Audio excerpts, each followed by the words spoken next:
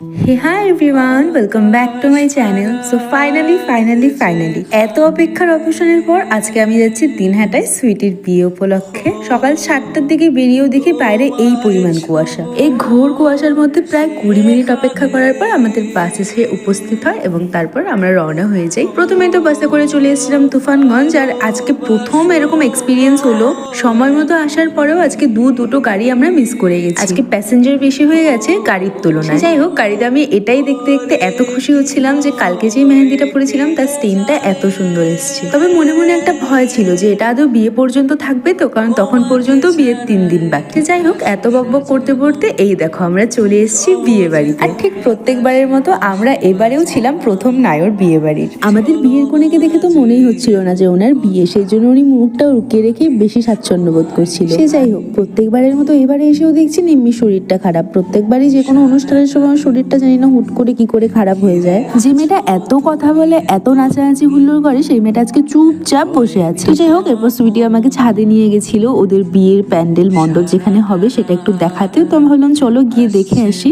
সেটাই ঘুরে ঘুরে দেখছিলাম যে কোথায় কিসের জায়গা করা হয়েছে। আর তারপরে স্নান করে চলে এসেছিলাম ঘরে। আর এসেই দেখি আমার ছোট্ট ভাগ্নিটার ওপর তার মা একটা গুরু দায়িত্ব দিয়ে দিয়েছে, মানে ওই জানালার দরজার পর্দাগুলো লাগানোর। আমি বড় মাসি হয়ে আমার ভাগ্নির এত কষ্ট কি দেখতে পারি বলো তো? সেই জন্য ভাবলাম চলো ওকে একটু হেল্প করা যাক। সবাই আমাকে কতটা সাপোর্ট করে দেখো। ম্যাডাম গিয়ে যে কখন ক্যামেরা অ্যাঙ্গেলটা চেঞ্জ করে এসছে আমি দেখিনি, এখন ভিডিও এডিট করতে এসে দেখতে পেলাম। তো যাই হোক, এরপর গুনগুন আমাকে বললো চল তোকে দেখিয়ে আনি কোথায় খাওয়া দাওয়া করার ব্যবস্থাটা করা হয়েছে।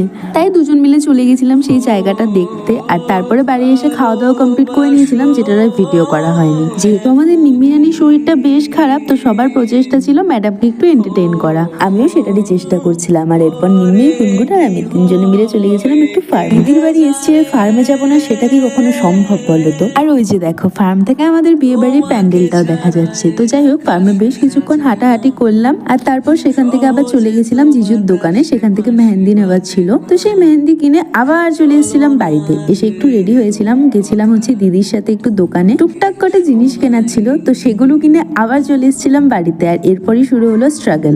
এই যে আমার ট্রলি, এর মধ্যে আমি আমার সারা জীবনের সম্পত্তি, মানে আমার সব মেকআপ প্রোডাক্টস গুলো নিয়ে এসেছিলাম, তার সাথে জুয়েলারিস গুলো ছিল।